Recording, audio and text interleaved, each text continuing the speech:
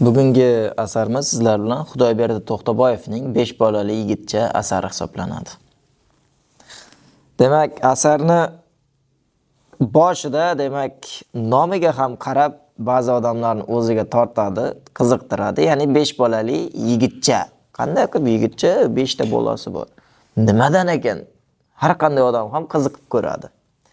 Endi bu asarga keladigan bo'lsak, bu asar urush davrini yoritib bergan asar hisoblanib, urushda o'z ota-onasidan ayrilgan Orifni 5 ta uka singillariga aynan o'zi ham ota, ham ona bo'lib qarashi, ularga doim ular tarbiya qilishi, ular uchun jon kuydirib yashashi, ularni jon kuydirib, demak, boricha ularni boqishga, boshqaga, shuning uchun kichkina, demak, o'zi hali maktab o'quvchisi bo'lsa ham, o'sha davrdan boshlab ishga kirib ketishi, o'sha yerda ishlashi, bunda demak,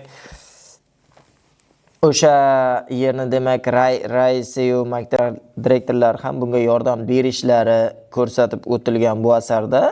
Bu asarda 5 bolali yigitcha deganda, endi aslida bunday qarasa, ko'p odamlar bolalik desa beg'uborlik, o'yin-qaroqlik, sho'xlikni tushunadi. Lekin hammani ham bolaligi beg'ubor, sho'xlik, o'yin-qaroqlik, erkalik bilan o'tavermaydi. Ko'pchilikni bolaligi qiyinchilik bilan o'tadi, azob bilan o'tadi.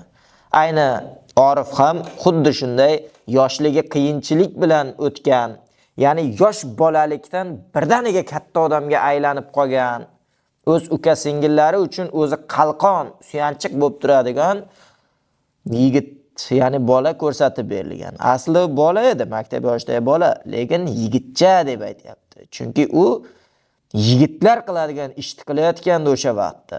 Ba'zi yigitlarimiz 30 ga kirib ham ishini eplolmayotgan paytda bu hali maktab o'quvchisi bo'lib turib, ukalarini, singillarini boqayotgandi. Shuning uchun ham bizlarda bitta maqol bor, ya'ni bo'ladigan bola 5 yoshida bosh bo'lur, bo'lmaydigan bola 30 da ham yosh bo'lur degan maqol ayni mana shu asarga juda mos tushadi. Ya'ni Orif ham bo'ladigan bola edi. Shuning uchun yoshligidan shu ukalariga, singillariga bosh bo'lib, o'sha davr jamiyatida o'zini ko'rsata oldi. Boshqalar oldida hurmat qozona oldi. Hamma odamlar unga ba'zilar havas ko'zi bilan, ba'zilar achinish ko'zi bilan qarardi. Lekin aslida bunday qaraganda biz o'zimiz ham havas qiladigan yigit bo'lgan u. Ya'ni shuncha uka singillariga bare deb tashab ketavermadi yoki shuncha million puli bo'lib turib ota-onasini, bolalarini deddomga, qariyalar uyiga tashayotgan yoshlarimizni, odamlarimizni ishini qilmadi. O'zi boqishga harakat qildi, o'zi katta qilishga harakat qildi. Qiynaldi, azoblandi, ammo katta qildi, erisha oldi. Bu asarda shu narsa ko'rsatib berilgan va ayni urush davrida bunday mard yigitlarimiz, mard odamlarimiz ko'p bo'lgan. Va qolganlarga ham tavsiya qilib qolardim.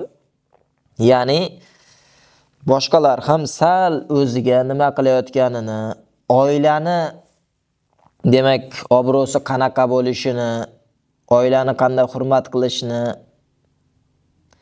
vijdonga ozgina yo'l qo'yib berishni, faqatgina boylik, mansab deb ba'zida aytadi-ku, nima ko'z aldaydi, qo'l aldaydi, miya aldaydi, yurakka qara, yurak aldamaydi deydi-ku. Tog'ay Murodni qaysi asarida? Yulduzlar mangu yonadi asarida. Xuddi shunday yurakka, vijdonga ozgina qarab ish qilsanglar, menimcha Orifga o'xshagan sizlarni ham nomlaring asarda qoladigan odamlar bo'lasizlar degan umiddaman. Ayni yoshlarimizga ham, kattalarimizga ham aytilgan gap bu. Demak, bu asarni oilaparvarlikning eng namunasi. Albatta. Albatta. Oila uchun, vatani uchun xizmat qilaman degan, haqiqiy insonman degan hammasi o'qishi kerak bo'lgan asar deb hisoblayman buni. Rahmat kattakon. Rahmat.